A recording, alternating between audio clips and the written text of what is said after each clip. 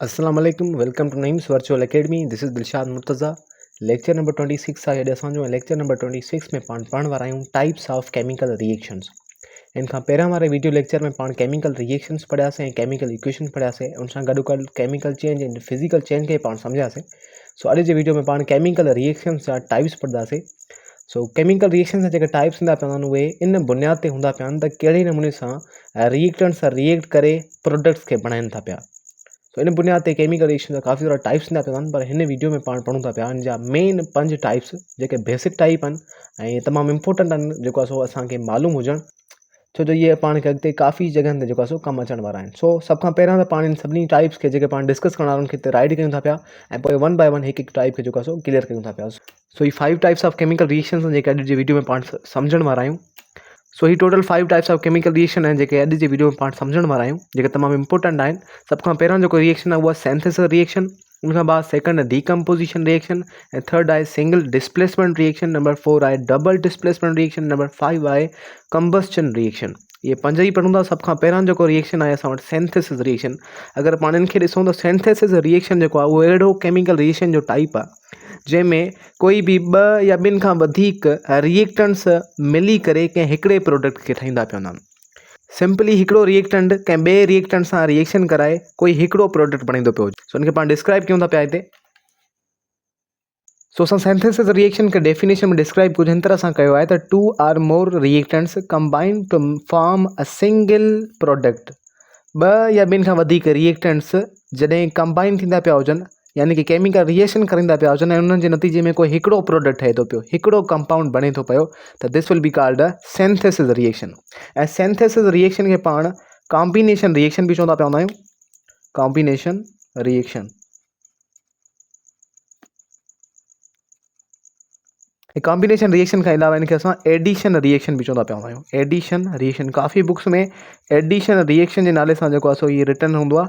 सो addition reaction, combination reaction या synthesis reaction, इहे 3 साॻियूं शयूं आहिनि। इनमें छा थींदो आहे, जो 2 या 2 खां वधीक रिएक्टेंट्स कंबाइन थींदा पिया हूंदा आहिनि ऐं हिकिड़ो जेको आहे सो प्रोडक्ट बणींदा पिया हूंदा आहिनि। असां इनखे अगरि पाण जनरल फार्मूला जे थ्रू सम्झो त उहो कुझु इन तरह सां लिखियलु आहे त A+B वरी एरो आहे, उनखां बाद A B सां गॾाए लिखियो आहे। इट मीन्स के A यानी कि हिकिड़ो कोई बि रिएक्टेंट कंहिं ॿिए यानी कि B रिएक्टेंट सां मिले थो पियो ऐं AB कंपाउंड ठहे थो पियो, यानी कि 2 डिफरेंट रिएक्टेंट्स मिली करे ऐं कंबाइन थी करे हिकिड़ो कंपाउंड बणाइनि था पिया, यानी कि इहो हिकिड़ो सिंथेसिस रिएक्शन थिए थो पियो। सो सिंथेसिस रिएक्शन खे सही तरह सां सम्झण लाइ हिकिड़ो जनरल फार्मूला आहे जेको तमामु हेल्प कंदो तव्हांजी सिंथेसिस रिएक्शन खे यादि करण जे लाइ बि, ऐं जेको उनखे सही तरह सां अंडरस्टूड। अच्छा, इन्हनि जो पाण हिते हिकिड़ो एग्जाम्पल वठूं था पिया। एग्जाम्पल वठूं था पिया सोडियम क्लोराइड जो। सभ खां पहिरियां हाणे सोडियम क्लोराइड पाण लूण खे चवंदा आहियूं, जेको साल्ट पाण घर में इस्तेमालु कंदा पिया हूंदा आहियूं। हाणे लूणु ठहियलु हूंदो आहे सोडियम प्लस में क्लोरीन गैस मंझां, ठीकु आहे। हाणे इहे जॾहिं पाण में कंबाइन थींदियूं पवंदियूं आहिनि पोइ सोडियम क्लोराइड ठहंदो आहे। इन जो पाण फार्मूला हिते लिखी छॾियो। इनखे पाण केमिकल इक्वेशन में बयानु कयो आहे त 2Na, यानी कि 2 सोडियम जा मालिक्यूल जॾहिं मिलंदा पिया हूंदा आहिनि क्लोरीन गैस सां, त पोइ वञी करे 2 मालिक्यूल ठहंदा पिया हूंदा आहिनि NaCl जा, यानी कि सोडियम क्लोराइड जा। हाणे ही बि हिकिड़ो जेको आहे सो एग्जाम्पल आहे सिंथेसिस रिएक्शन जो, छो जो हिन में छा थो थिए, 2 डिफरेंट रिएक्टेंट्स पाण में मिली करे हिकिड़ो जेको आहे सो प्रोडक्ट बणाइनि था पिया। ही हिकिड़ो प्रोडक्ट आहे, ठीकु आहे। पाण पढ़ी आहियूं प्रीवियस वीडियो में। ऐं हे 2 जेके आहिनि इहे छा आहिनि, रिएक्टेंट्स आहिनि। सो 2 रिएक्टेंट्स मिलनि था पिया ऐं हिकिड़ो प्रोडक्ट ठहे थो पियो। It means it is a synthesis reaction. ऐं Na जेको हूंदो आहे उहो सॉलिड फॉर्म में हूंदो आहे जॾहिं मिलंदो पियो हूंदो आहे कंहिंसां क्लोरीन सां, ऐं क्लोरीन जेको हूंदो आहे गैस फॉर्म में हूंदो आहे। सो केमिकल इक्वेशन में असांखे ब्रैकेट में ही शइ बि ॾिनल हूंदी आहे त कंहिं बि मॉलिक्यूल जॻह हिन तरह सां सिंबल लॻल हूंदी आहे, उनमें GS या AQ वग़ैरह या L वग़ैरह बि लिखियलु हूंदो आहे। इट मीन्स के जिथे बि तव्हां ॾिसो L लिखियलु आहे ब्रैकेट में, त उहो जेको मॉलिक्यूल आहे उहो लिक्विड हालत में आहे। अगरि S लिखियलु आहे त इट मीन्स के उहो सॉलिड हालत में आहे। अगरि AQ वग़ैरह लॻल आहे जेको आहे सो तॾहिं बि इहो लिक्विड में आहे। ऐं उनखां बाद अगरि G ॾिनल आहे त इट मीन्स के इहो हिकिड़ो कोई बि जेको मॉलिक्यूल आहे उहो गैस फॉर्म में आहे। सो Na जेको हूंदो आहे उहो सॉलिड स्टेट में मिलंदो पियो हूंदो आहे ऐं उनखां बाद उहो कंबाइन थींदो पियो आहे गैस स्टेट वारी क्लोरीन सां। पोइ वरी जेका शइ ठहंदी पवंदी आहे उहा वरी सॉलिड हूंदी आहे, ठीकु आहे। सो ही हिकिड़ी केमिकल इक्वेशन आहे कंहिंजी सोडियम क्लोराइड जे ठहण जी। सो ही जेको केमिकल रिएक्शन आहे इहो बि हिकिड़ो टाइप आहे सिंथेसिस रिएक्शन जो। हिकिड़ो ॿियो एग्जाम्पल पाण खणूं था पिया। अच्छा, ॿियो जेको असां एग्जाम्पल खयो आहे उहा बर्निंग ऑफ कोल, कोयले जे सड़ण जो। सो कोयलो जेको हूंदो आहे बेसिकली उहो कार्बन हूंदो आहे, ऐं कार्बन्स खे जॾहिं पाण ॿाहिरि ॾींदा पिया हूंदा आहियूं त उहो रिएक्ट कंदो पियो हूंदो आहे हवा में मौजूदु ऑक्सीजन सां। ऐं ऑक्सीजन जे सां रिएक्ट करण खां बाद जेका शइ ठहंदी पई हूंदी आहे उहो हूंदो आहे कार्बन डाइऑक्साइड, यानी कि धुओं ठहंदो पियो हूंदो आहे, हिकिड़ो कार्बन डाइऑक्साइड गैस ठहंदी पई हूंदी आहे। सो इन कार्बन डाइऑक्साइड जो ठहण हिन ॿिन्हिनि एलिमेंट्स मां it is also a type of synthesis reaction. So ही बि हिकिड़ो सिंथेसिस रिएक्शन आहे जंहिंमें कार्बन मिले थी पई ऑक्सीजन सां ऐं कार्बन डाइऑक्साइड ठहे थो पियो। सो उनखां बाद नेक्स्ट अगरि पाण ॾिसूं था पिया नेक्स्ट असां वटि टाइप आहे डीकम्पोज़िशन रिएक्शन। ऐं डीकम्पोज़िशन रिएक्शन छा खे चवंदा पिया आहियूं, इहो वरी हिन जे बिल्कुलु उबतर थींदो आहे। हिन में छा थींदो आहे, जो कोई बि हिकिड़ो जेको आहे सो रिएक्टेंट रिएक्शन करे यानी कि टुटी करे ॿ या ॿिनि खां वधीक जेको सो प्रोडक्ट्स ॾींदो पियो हूंदो आहे। हिन में छा थींदो आहे, जो का हिकिड़ी शइ टुटंदी आहे ॿियनि मुख़्तलिफ़ शयुनि में। सो अहिड़े क़िस्म जे रिएक्शन खे पाण चवंदा आहियूं डीकम्पोज़िशन रिएक्शन। इनखे पाण डिस्क्राइब करे छॾूं था पिया। अच्छा, डीकम्पोज़िशन रिएक्शन के असां डिस्क्राइब किया आहे डेफिनेशन में कुछ इन तरह सां त a single compound breaks down into 2 or more simpler products. इनमें छा थींदो आहे, जो हिकिड़ो सिंगल कंपाउंड टुटंदो आहे मुख़्तलिफ़ ॿियनि सिंपलर प्रोडक्ट्स में। सिंपली त हिकिड़ो कंपाउंड हूंदो आहे जेको हिकिड़ो कॉम्प्लेक्स कंपाउंड हूंदो आहे मुख़्तलिफ़ एलिमेंट्स जो ठहियल। पोइ जॾहिं रिएक्शन उनमें थींदो पियो आहे उहो टुटंदो आहे, उनजा एलिमेंट्स अलहदा थींदा आहिनि, या उनमें ॿिया के सिंपल कंपाउंड्स ॿिया नंढा हूंदा आहिनि जेके उहे अलहदा थींदा पवंदा आहिनि। यानी कि उहो साॻियो हिकिड़ो ई वॾो कंपाउंड मुख़्तलिफ़ नंढनि ॿियनि कंपाउंड्स में या एलिमेंट्स में टुटंदो पवंदो आहे। This will be called a decomposition reaction.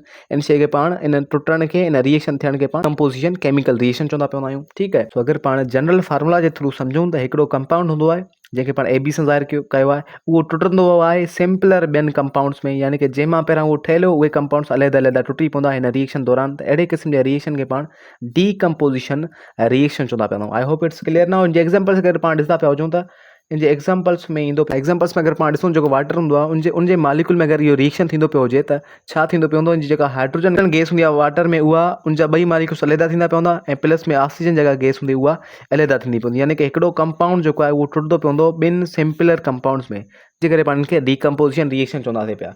ॿियो एग्जाम्पल आहे त H2O2 जॾहिं टुटंदो आहे ब्रेक डाउन थींदो पवंदो आहे त पोइ वाटर जो मालिक्यूल ऐं ऑक्सीजन गैस ठहंदी पवंदी आहे। हाणे H2O2 पाण चवंदा पवंदा हाइड्रोजन पेरोक्साइड खे। हाणे हाइड्रोजन पेरोक्साइड जा ॿ मालिक्यूल्स जॾहिं ब्रेक डाउन थींदा यानी कि उहे जॾहिं रिएक्शन केमिकल रिएक्शन करे टुटंदा पिया हूंदा त उनजे नतीजे में ॿ वाटर जा मालिक्यूल ऐं प्लस में ऑक्सीजन गैस जो हिकिड़ो मालिक्यूल ठहंदो पवंदो आहे। सो हीउ जेको रिएक्शन आहे इहो बि हिकिड़ो डीकम्पोज़िशन रिएक्शन आहे जेको हाइड्रोजन पेरोक्साइड जे मालिक्यूल्स में पवंदो आहे।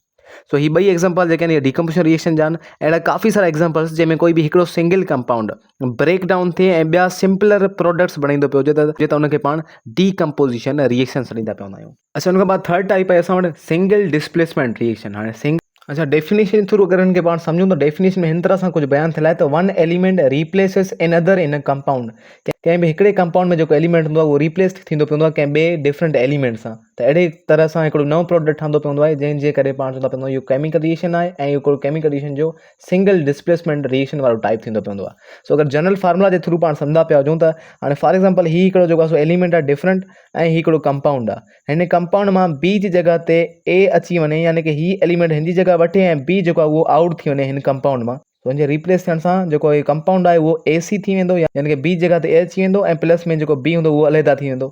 यानी कि हीउ जेको कंपाउंड आहे उहो हिननि ॿिन्हिनि कंपाउंड सां डिफरेंट आहे, यानी कि केमिकल रिएक्शन थियो आहे, को नओं कंपाउंड ठहियो आहे ऐं प्लस में जेको हीउ एलिमेंट आहे उहो अलहदा थी वियो, यानी कि हिकिड़ी नई शइ बणी आहे। इट मीन्स कि हीउ बि हिकिड़ो केमिकल रिएक्शन आहे ऐं इहो अहिड़ो केमिकल रिएक्शन जंहिंमें कोई बि कंपाउंड मां हिकिड़ो एलिमेंट निकिरी करे कंहिं ॿिए एलिमेंट सां रिप्लेस थींदो पियो हुजे त अहिड़े केमिकल रिएक्शन खे पाण सिंगल डिस्प्लेसमेंट रिएक्शन चवंदा पिया आहियूं। आई होप कि तव्हांखे ॻाल्हि सम्झ में आई हूंदी। अगरि एग्जाम्पल पाण जो वठूं था सिंपली, हाणे हिकिड़ो एग्जाम्पल असां बयानु कयो आहे जंहिंमें ज़िंक रिएक्ट करे थी पई हाइड्रोक्लोरिक एसिड सां ऐं जो नतीजे में ठहे थो पियो ज़िंक क्लोराइड ऐं प्लस में हाइड्रोजन गैस। हाणे हिन में थिए छा थो, जो ज़िंक हिकु अलहदा एलिमेंट आहे जेको मिले थो पियो हाइड्रोक्लोरिक एसिड सां जेको हिकिड़ो कंपाउंड आहे ऐं हिन में चेंज कुझु हिन तरह सां आणे थो, यानी कि हिन सां रिएक्ट कुझु हिन तरह सां करे थो जो हिन में जेका हाइड्रोजन आहे उहा आउट थी वञे हिन कंपाउंड मां ऐं इन जॻह ते ज़िंक पंहिंजो पाण खे हिन जॻह ते आणे थो पियो, यानी कि ज़िंक सां हाइड्रोजन रिप्लेस थिए थी पई, यानी कि हाइड्रोजन निकिरी थी वञे ऐं ज़िंक उन जॻह ते अची थो वञे ऐं जे नतीजे में छा ठहे थो पियो, क्लोरीन सां गॾु जॾहिं ज़िंक मिले थी त ज़िंक क्लोराइड ठहे थो पियो ऐं उनखां बाद हाइड्रोजन जेका अलहदा थी वञे त उहा पंहिंजी हिकिड़ी गैस स्टेट में हली थी वञे, यानी थी वञे ऐं हिकु नओं कंपाउंड बणाए थी पई ऐं हेॾां ज़िंक क्लोराइड बि हिकु नओं कंपाउंड बणिजी वियो आहे, यानी कि हिकिड़ो केमिकल रिएक्शन थिए थो पियो। अहिड़ो केमिकल रिएक्शन जंहिंमें कोई कंहिं बि कंपाउंड मां कोई बि एलिमेंट रिप्लेस थिए कंहिं ॿिए एलिमेंट सां, त अहिड़े क़िस्म जे रिएक्शन खे पाण सिंगल डिस्प्लेसमेंट रिएक्शन चवंदा पिया आहियूं। सिंगल डिस्प्लेसमेंट इन जे लाइ चवंदा पिया जो हिकिड़ो एलिमेंट जेको आहे उहो रिप्लेस थिए थो पियो कंहिं ॿिए एलिमेंट सां। उनखां बाद पाण सेकंड पढ़ण वारा आहियूं डबल डिस्प्लेसमेंट रिएक्शन, जंहिंमें जेको आहे सो ॿ एलिमेंट्स हूंदा जेके रिप्लेस थींदा पवंदा। सो आई होप कि ही तव्हांखे ॻाल्हि सम्झ में आई हूंदी। हिनखे पाण लिखी छॾूं था, ही आहे ज़िंक क्लोराइड ठीक है, जिंक क्लोराइड जेको हिन नतीजे में ठहे थो पियो जॾहिं बि, ऐं हीअ आहे हाइड्रोक्लोरिक एसिड, हाइड्रोक्लोरिक एसिड। हाँ जैसे हाइड्रोक्लोरिक एसिड रिएक्ट करे तो पियो जिंक सां त पोइ ठहंदो पवंदो आहे जिंक क्लोराइड, ऐं प्लस में हाइड्रोजन जेका हूंदी आहे गैस ठहंदी पई हूंदी आहे। उन खां बाद अगर फोर्थ नंबर ते अचूं था पिया त फोर्थ नंबर ते आहे डबल डिस्प्लेसमेंट रिएक्शन। अच्छा हाणे जेको डबल डिस्प्लेसमेंट रिएक्शन आहे उहो हाणे कहिड़े क़िस्म जो रिएक्शन हूंदो आहे, इनमें वरी छा थींदो आहे, जो ॿ जेके आहिनि डिफरेंट कंपाउंड्स हूंदा आहिनि जेके पाण में रिएक्ट कंदा आहिनि, ऐं उन्हनि कंपाउंड्स में मौजूदु एटम्स हिक ॿिए में एक्सचेंज थींदा पिया हूंदा आहिनि, यानी कि हिकिड़े कंपाउंड जो एटम निकिरी करे ॿिए कंपाउंड्स में ईंदो पियो हूंदो आहे, ऐं ॿिए कंपाउंड वारो जेको एटम आहे उहो मूव कंदो पियो हूंदो आहे फर्स्ट कंपाउंड वारे एटम सां, ऐं नतीजे में ॿ डिफरेंट जेको आहे सो कंपाउंड्स ठहंदा पिया हूंदा आहिनि, ऐं हिकिड़ो केमिकल रिएक्शन थींदो पियो हूंदो आहे, ऐं इन केमिकल रिएक्शन खे पाण चवंदा पिया आहियूं डबल डिस्प्लेसमेंट रिएक्शन। डेफिनेशन जे थ्रू उनखे पाण सम्झूं था पिया। अच्छा डेफिनेशन थ्रू पाण सम्झूं था, डेफिनेशन में कुछ असां हिन तरह सां डिफाइन कयो आहे त the ions of two compounds exchange places to form new compounds. Simply ॿ कंपाउंड्स जंहिंजा एटम्स आपस में जेको आहे सो एक्सचेंज थींदा पिया हुजनि, ऐं उनजे नतीजे में कुझु नवां ॿिया कंपाउंड ठहंदा पिया हुजनि, त अहिड़े केमिकल रिएक्शन खे पाण डबल डिस्प्लेसमेंट रिएक्शन चवंदा आहियूं। जनरल फार्मूला जे थ्रू पाण खे सम्झूं था पिया, कंपाउंड आहे ए बी सां पाण उनखे ज़ाहिर था कयूं, ऐं हिकिड़ो ॿियो कंपाउंड आहे सी डी सां ज़ाहिर था कयूं पाण उनखे।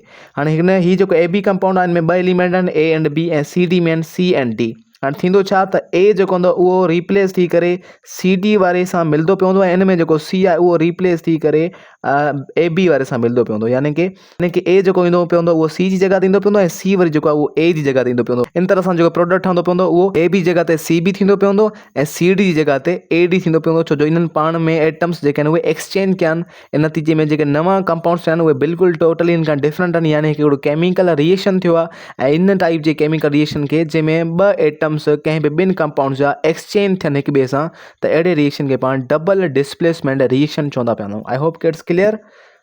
अच्छा इन जे एग्जांपल्स खे पाण ॾिसूं था पिया त हिकिड़ो कंपाउंड आहे सिल्वर नाइट्रेट जे नाले सां, जंहिंजो फार्मूला आहे AgNO3 सिल्वर नाइट्रेट। हाणे इहो सिल्वर नाइट्रेट रिएक्ट करे थो पियो सोडियम क्लोराइड सां, ऐं सिल्वर नाइट्रेट जे सोडियम क्लोराइड सां रिएक्शन जे नतीजे में ठहंदो पियो हूंदो आहे सिल्वर क्लोराइड। हाणे AgCl छा आहे, इहो सिल्वर क्लोराइड आहे, ऐं प्लस में सोडियम नाइट्रेट, हिनखे पाण NaNO3 खे चवंदा पिया आहियूं सोडियम नाइट्रेट। हाणे इहो बि हिकिड़ो कंपाउंड आहे जेको कंहिंजे नतीजे में ठहंदो पियो हूंदो आहे, जॾहिं सिल्वर नाइट्रेट सोडियम क्लोराइड सां जेको आहे सो रिएक्ट कंदो पियो हूंदो आहे। थींदो छा आहे सिंपली हिन में त AgNO3 जॾहिं रिएक्ट करे थो NaCl सां, त इन जा जेके एलिमेंट्स आहिनि उहे रिप्लेस थियनि था। हाणे एलिमेंट्स कहिड़ा आहिनि, Ag यानी कि सिल्वर जेको आहे उहो रिप्लेस करे थो सोडियम खे यानी कि Na खे, ऐं सोडियम जेको आहे उहो रिप्लेस करे थो पियो सिल्वर खे, ऐं नतीजे में छा थिए थो, सोडियम खे रिप्लेस करे थो पियो त पोइ ठहे थो पियो सिल्वर क्लोराइड यानी कि AgCl, ऐं जॾहिं वरी सोडियम जेको आहे उहो रिप्लेस करे थो पियो Ag खे यानी कि सिल्वर खे, त पोइ इन जे नतीजे में ठहे थो पियो सोडियम नाइट्रेट यानी कि NaNO3। इनमें छा थिए थो पियो त ॿ कंपाउंड्स आहिनि जेके पंहिंजा एलिमेंट्स एक्सचेंज करनि था पिया, जंहिंजे नतीजे में ॿ डिफरेंट नवां प्रोडक्ट्स ठहनि था पिया, त अहिड़े क़िस्म जे रिएक्शन खे पाण चवंदा पिया आहियूं double displacement reactions. I hope कि हीअ शइ सम्झ में अची वई हूंदी। अच्छा उनखां बाद at last I combustion reaction, जेको नंबर 5 थियण वारो आहे कंबस्चन। अच्छा कंबस्चन रिएक्शन खे पाण डेफिनेशन में हिन तरह सां कुझु डिस्क्राइब कयो आहे त a substance combines with oxygen releasing energy in the form of heat and light. हाणे को सबस्टेंस आहे जेको ऑक्सीजन सां रिएक्ट कंदो पियो हूंदो आहे, पोइ उनजे नतीजे में एनर्जी रिलीज़ थींदी पई हूंदी आहे, ऐं उहा कहिड़े फॉर्म में हूंदी आहे, heat and light J form में, यानी कि रोशनी ऐं गर्मी जी फॉर्म में एनर्जी रिलीज़ थींदी पई हूंदी आहे। यानी कि अहिड़ो रिएक्शन जंहिंमें कोई बि सबस्टेंस ऑक्सीजन सां रिएक्ट करे गर्मी ऐं रोशनी पैदा कंदो पियो हुजे। सिंपली कंहिं शइ जी बर्निंग जेका हूंदी आहे इहा हिकु कंबस्चन रिएक्शन हूंदी आहे। हाणे बर्निंग में छा थींदो पियो हूंदो आहे, जो कोई बि सबस्टेंस जेको हूंदो आहे लाइक कोयलो वग़ैरह या काठी जेका पाण साड़ींदा पिया आहियूं, उनमें मौजूदु हिकिड़ा मटीरियल्स हूंदा आहिनि जंहिंखे पाण हाइड्रोकार्बन्स चवंदा पिया आहियूं। उनमें हाइड्रोकार्बन्स रिएक्ट कंदा पिया हूंदा आहिनि ऑक्सीजन सां जेका एनवायरमेंट में मौजूदु आहे, जंहिंजे नतीजे में उहे जेको आहे सो हीट ऐं लाइट खे इमिट करींदा पिया हूंदा आहिनि। हाणे अहिड़े क़िस्म जे रिएक्शन खे पाण कंबस्चन रिएक्शन चवंदा पिया हूंदा आहियूं। ऐं जो अगरि जनरल फार्मूला पाण ॾिसूं त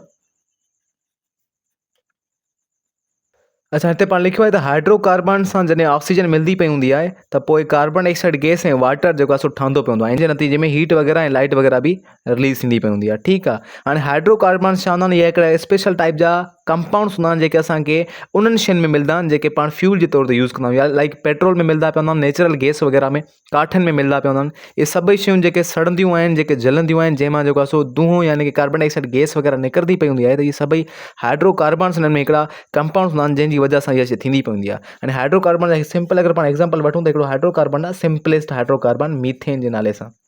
ठीकु आहे। हाणे मीथेन जो फार्मूला आहे CH4, इहा असांखे नेचुरल गैस में बि मिलंदी पई हूंदी आहे। बाद हिकिड़ो ॿियो एग्जाम्पल आहे ईथेन नाले सां। ईथेन बि हिकिड़ो हाइड्रोकार्बन आहे जंहिंजो फार्मूला आहे C2H6। हिकिड़ो ॿियो बि एग्जाम्पल आहे ब्यूटेन नाले सां। ब्यूटेन में हिकिड़ो हाइड्रोकार्बन आहे जंहिंजो फार्मूला आहे C4H10। सिंपली पाण हाइड्रोकार्बन खे बयानु हीअं कंदा आहियूं त हाइड्रोकार्बन्स अहिड़ा कंपाउंड्स हूंदा आहिनि जेके कार्बन ऐं हाइड्रोजन वठंदा पिया हूंदा आहिनि। हिन खे मां लिखी छॾियां थो हिते पॉइंट में। अच्छा, हाइड्रोकार्बन खे डेफिनेशन में लिखियो आहे त chemical compounds made up of carbon and hydrogen atoms. अहिड़ा केमिकल कंपाउंड्स जेके हाइड्रोजन ऐं कार्बन एटम्स मां ठहियल हूंदा आहिनि उनखे पाण हाइड्रोकार्बन चवंदा आहियूं। ऐं इहे ई हाइड्रोकार्बन जॾहिं रिएक्ट कंदा पवंदा आहिनि ऑक्सीजन सां त उनजे नतीजे में कार्बन डाइऑक्साइड गैस ऐं वाटर रिलीज़ थींदो पवंदो आहे। ऐं अहिड़े क़िस्म जे रिएक्शन खे पाण जंहिंमें ऑक्सीजन सां हाइड्रोकार्बन रिएक्ट करे ऐं कार्बन डाइऑक्साइड खे रिलीज़ कराईंदो पियो हुजे त अहिड़े क़िस्म खे पाण कंबस्चन रिएक्शन चवंदा पवंदा आहियूं। क्लियर? संजय, अगरि एग्जाम्पल्स खे ॾिसूं त जेका मीथेन आहे उनखे जॾहिं रिएक्ट करायो वेंदो आहे यानी कि साड़ियो वेंदो आहे त उहा ऑक्सीजन सां रिएक्ट करे ऑक्सीजन जे ॿिनि मालिक्यूल सां रिएक्ट करे कार्बन डाइऑक्साइड गैस रिलीज़ कराईंदी पई हूंदी आहे, प्लस में वाटर बि रिलीज़ कराईंदी पई हूंदी आहे। ठीकु आहे, वाटर जा मालिक्यूल्स आहिनि जेको आहे सो हीट बि निकिरंदी पई हूंदी आहे ऐं लाइट बि निकिरंदी पई हूंदी आहे। ऐं प्लस में हाणे CH4 छा आहे, मीथेन आहे, पाण मथे लिखी आया आहियूं। हिकिड़ो ॿियो हाइड्रोकार्बन आहे प्रोपेन जे नाले सां जंहिंजो फार्मूला आहे C3H10, खे पाण प्रोपेन चवंदा पवंदा आहियूं। ठीकु आहे, हाणे जॾहिं प्रोपेन खे साड़ियो वेंदो आहे त उहो 5 ऑक्सीजन जे मालिक्यूल सां रिएक्ट करे कार्बन डाइऑक्साइड ठाहींदो पवंदो आहे, उनजा 3 मालिक्यूल्स ऐं प्लस में 4 वाटर जा मालिक्यूल्स बणाईंदो पवंदो आहे ऐं प्लस में हीट वग़ैरह खे रिलीज़ कराईंदो आहे ऐं लाइट वग़ैरह रिलीज़ कराईंदो पवंदो आहे। सो अहिड़े क़िस्म जा रिएक्शन्स जंहिंमें ऑक्सीजन सां कोई बि जेको आहे सो हाइड्रोकार्बन रिएक्ट कराए ऐं कार्बन डाइऑक्साइड गैस या वाटर जेको आहे सो रिलीज़ कराए थो पियो ऐं प्लस में हीट ऐं लाइट जी फॉर्म में एनर्जी खे रिलीज़ कराए थो पियो, त अहिड़े क़िस्म जे रिएक्शन्स खे पाण कंबस्चन रिएक्शन्स चवंदा पवंदा आहियूं। सो इहे सभई रिएक्शन्स जा टाइप्स हुआ जेके तमामु बेसिक ऐं इम्पोर्टेंट आहिनि असांखे ख़बर हुजनि। आई होप कि इहे सभई ॻाल्हियूं तव्हांखे सम्झ में आयूं हूंदियूं, जंहिंमें पाण 5 क़िस्म जे केमिकल रिएक्शन खे सम्झासीं, जंहिंमां सिंथेसिस रिएक्शन पढ़ियोसीं, decomposition reaction, single displacement reaction, double displacement reaction and last combustion reaction. उनखां बाद नेक्स्ट वीडियो में पाण कुझु ॿिया केमिकल रिएक्शन जा टाइप आहिनि जेके डिस्कस करण वारा आहियूं। So this all for today. Thank you so much.